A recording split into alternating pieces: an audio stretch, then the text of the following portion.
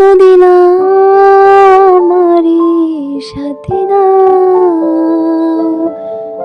আমার পানে ফিরে যাও। রাতে চাঁদের আলো ঝরে বন্ধু তোমারও ঘরে, হায় আলো যে জ্বলে না, আমি একলা আন্ধারে। গান থামিয়ে দেয় এতটুকু গেয়ে। আয়েশা বিরক্ত হয়, বেশ ভালোই লাগছিল তার। জানিস, এই সাগর আর আমার মধ্যে বেশ মিল আছে। আয়েশা কৌতূহলী হয়ে জানতে চায়, যেমন? ওর যেমন কুল কিনারা নেই, ঠিক আমারও তাই নেই। আবার ও যেমন করে ঢেউয়ের সঙ্গে তাল মিলিয়ে মিলিয়ে অজানা গন্তব্যে ছুটে যায়, যার কোনো নির্দিষ্ট দিক নেই, আমিও তেমন সময়ের সাথে মিশে অজানা অপরিচিত পথের প্রতীকের ন্যায় অজানা পথে ছুটে বেড়াই, যার শেষে কি আছে তা কেবল আল্লাহ মালিক ছাড়া কেউ জানে না। দোস্ত, তুই ফিরে যা বাংলাদেশে। আর কত শাস্তি দিবি তুই নিজেকে আর ওদেরকে? আগের সব ভুলে যা, নতুন করে শুরু কর।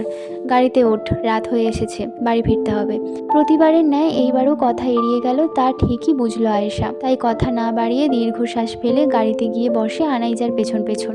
গাড়ি ছুটে চলে শান্ত পরিবেশকে খানিকটা অশান্ত করে রাস্তার দিকে। তার গাড়ি সমুদ্রের সীমানা পার হতেই আড়াল থেকে একজন বেরিয়ে আসে।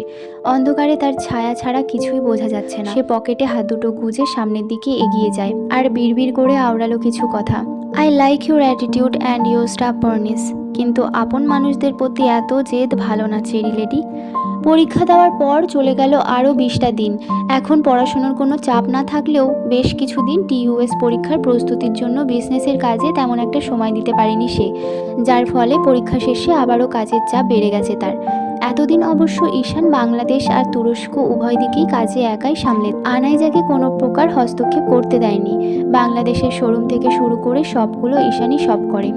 বয়স অনুযায়ী একটু বেশি তুখর আর বিচক্ষণ হওয়ায় আনাইজা এক প্রকার শান্তিতে থাকতে পারে তার উপর দায়িত্ব চাপিয়ে।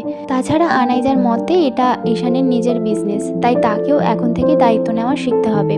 বিজনেসের শুরুটায় আনাইজা একা করলেও এখন তাল মিলিয়ে এগিয়ে নিয়ে যাচ্ছে দুই ভাই বোন। আনাইজা রোজকার মতন আজও নিজের শোরুমে এসেছে, আর কিছুদিন পরই তারা নিউ কালেকশন লঞ্চ করতে যাচ্ছে, আর তার জন্য কিছু ম্যাটেরিয়াল স্টকে আসার কথা ছিল চীন থেকে। ইতিমধ্যে এসেও গেছে। স্টাফদের দিয়ে সব ঠিকঠাক করতে ব্যতিব্যস্ত হয়ে পড়ে তাই সে। তার থেকে কিছু হাত দূরে আয়েশা কাউন্টারে বসে অলস ভঙ্গিতে মাথা কাউন্টারে রেখে ঝিমাচ্ছে। তার নাকি আনাইজাকে ছাড়া ভালো লাগে না একা একা, তাই আনাইজার পেছন পেছন সেও এখানে আসে আনাইজার সাথে সর্বদা। আনাইজা গল্পটি তোমাদের কেমন লাগছে সেটা কিন্তু কমেন্ট করে জানাও, আর ওয়েট ফর নেক্সট।